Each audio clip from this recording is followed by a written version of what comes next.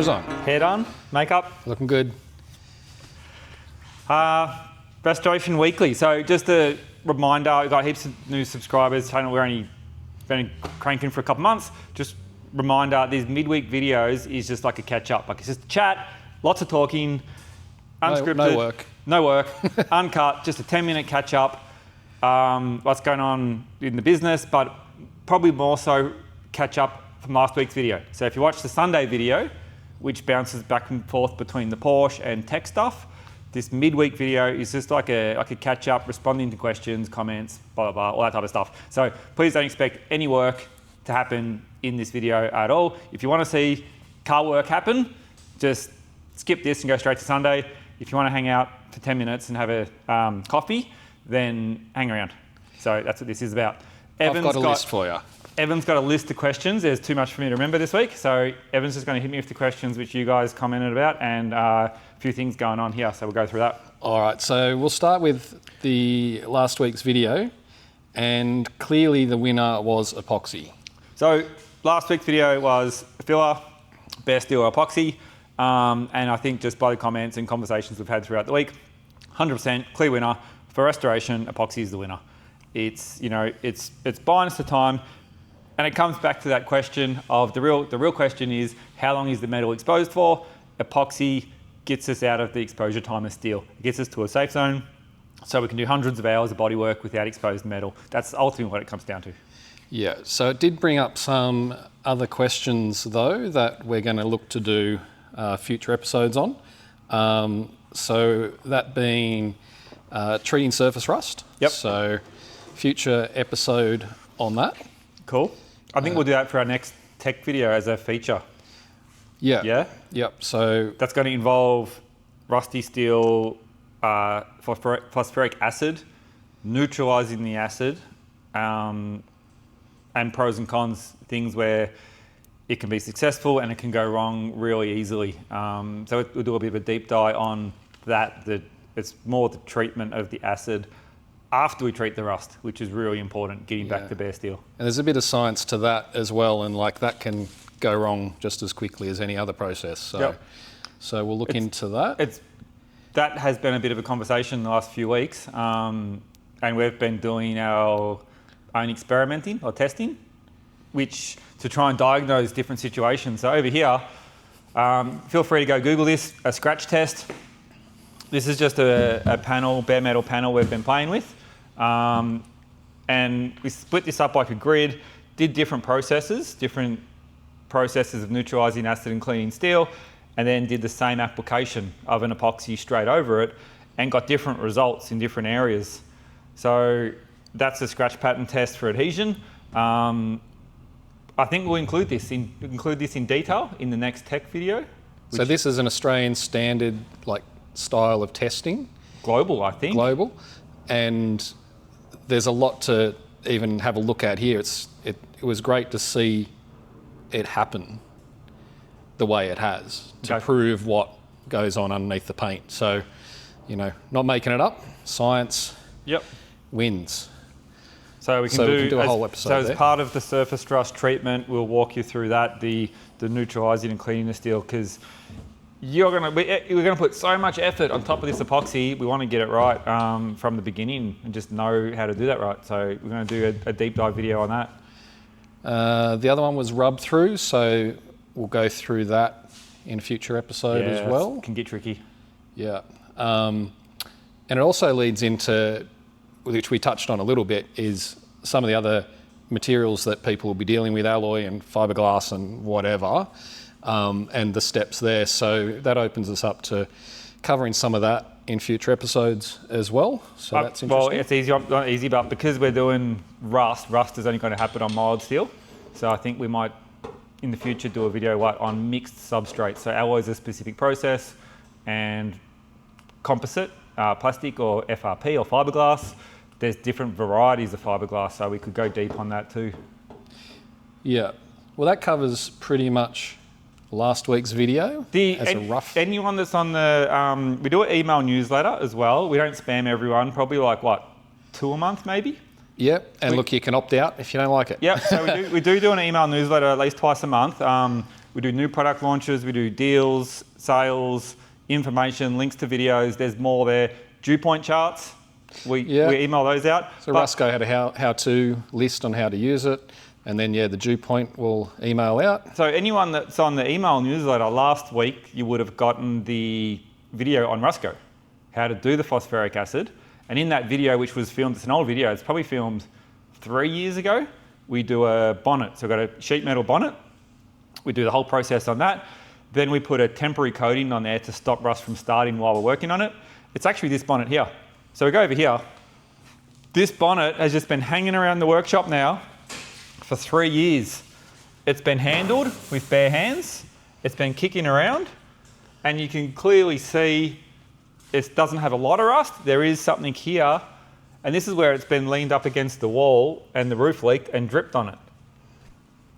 So for a 3-year-old bonnet that's been sitting around effectively in bare steel, it's holding up great. Anyone that's not on the email newsletter, feel free to go and to the website and click on that and join up to the newsletter to get more information. Yeah, well, that'll get you your dew chart next week. We kind of got bombarded with the dew chart. I think we're ready for it. Yeah, it was popular. You'll get it. You'll get it, yeah. In good time. All right. Porsche. This coming Sunday's episode. So we're finished filming. Evan's in the middle of editing. So one more day left to edit. So it doesn't look very different, but we've hit a milestone. Probably the biggest thing you can see, the rear quarters are loosely sort of hanging on there, roughly. And there was a lot of, what do we want to call it? Not surgery, excavation narrowing of Porsche. So there's a lot that has to happen under there to make this work. So there's going to be, I reckon it could be controversial, what's been removed. But there's got to be fun. It's going to be fun reconstructing a few things under there to get that back into place, to get those rear quarters. But we're going to have to get them lined up, level and square and symmetrical and all that first to attack underneath of that. We actually had someone actually turned up and helped us out this week as well, which was a bit of a surprise. But you just have to watch on Sunday to see what they left a mess. There's a whole pile of Coke cans over there. But we just have to wait and see what happened there. So we're ticking away on that, and we started moving forward. We got some A-pillar stuff happening. A-pillar stuff, that reminds me, I'm sure anyone that fabricates has wanted to use these things for years, and I've needed an excuse to use these. And I finally, not affiliated at all with this company, doesn't even say it, but it's got the good Australian-made logo on there. Finally have an excuse to use these things. We're going to incorporate this into our cross car beam underneath. Anyone that works on cars, you know how you have the cross car beam under the car, and you can drop that out, and all your dash heater boxes and all HVAC and column and all your crap hangs onto that. So we're going to do that in here, but a little bit more structure, a little bit more roll cage. So we're going to try and incorporate these things, these little roll cage doobies. I'm sure heaps of you guys have probably used these before. I'm really excited to start playing around with these things. So we're going to incorporate a bolt-out cross-car beam into some sort of substructure under there. So hopefully that's coming up in the not too distant future in coming episodes. Not this week, but maybe the one after. There was questions on doors, which is still upcoming, but there's... So the doors are off. We have been really been holding out to get that B-pillar set, which you guys know we've been working on the last couple of weeks. So we've got the B-pillar set now, so we're pretty committed to our door opening, which meant we could get the doors off. So now I can actually continue with the doors. This one needs a little bit more change. So you can see we're going to have to redo this corner a little bit, narrow the door to make sure they're all symmetrical and whatnot. But we're finally at a point where we can continue filming our door video, because we're going to be doing these doors combining unconventional and traditional work, but we're going to be making a traditional door in a unique material in an unconventional way, is the best way I can explain it without going into detail. So there's going to be a whole episode on what we're doing for doors, which is going to be cool. I'm looking forward to that. And that's a fantastic segue. I don't know what question you've got, Evan, but that's a segue to a topic. One of my friends has given us he's put his hand up and said he wants to get involved. So we're going to do a bit of a road trip at some point to do these doors with another crafts person or a skilled set of someone that's extremely skilled to get involved in the doors. And we're going to road trip. And the segue is we're thinking about doing these weekly videos off-site sometimes. Like we deal with restoration shops all over the country, custom shops and whatnot. And we think sometimes we might actually do this segment in other people's shops, professional restoration shops, unique restoration shops, fabrication shops. So I'm going to let you guys comment if you want us to roll in, incorporate a little bit of not shop tour, but kind of like, I don't know what you want to call it, just get involved in interviews and just people who we might be dealing with and things like that, what they get up to as well. There's a lot of beautiful shops around the country, restoration shops, specialists, so might do a bit of off-site, on-site touring, interviewing along the way. So comment if you think that'd be cool, or if you even want to tag someone, tag your own shop, tag your friend's shop or a shop you'd like to see the inner workings of. Just comment below and we'll take that feedback on board and hit them up. Yeah, and go do that. So we've got something coming back, which is exciting for a lot of people. Not everyone's going to know about this. Some will know. Coming back? So another build. Got another build coming back onto the channel. It's an old build. It's a build a few years ago. We're building it and we paused it while we're doing the green CUDA. It's coming back and we're going to incorporate bi-weekly or whatever. We'll see. Builds. Well, that's what we're doing the rust on. So it's been a shelved project. Yep. And yeah, that's what we'll do the rust go on. So we're going to do a second build coming into the channel. It would hopefully Restoration Weekly. Hopefully next week it's here. Yep. So we'll get into it. Then we just wanted to mention the cases. We got asked about the cases.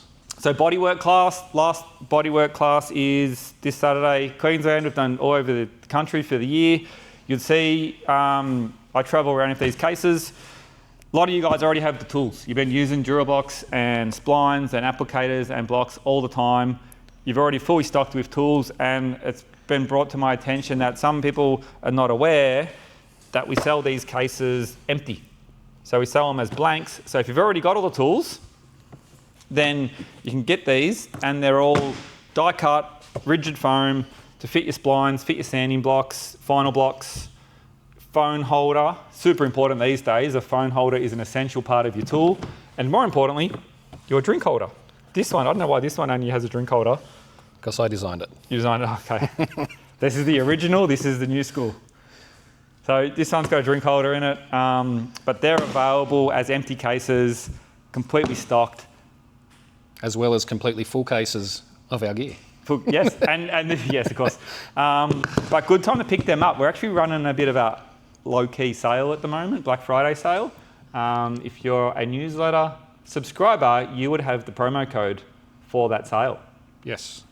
So everyone should be getting onto the email. So yeah, exclusive content, sale, promo code thing, whatever. Join the email newsletter and you'll get promo codes, get discounts on the website this week. That's it. That's our list. That's the list. Cool. So let's do this again next week, eh? Yep. All right. Cool. See you Sunday. See ya.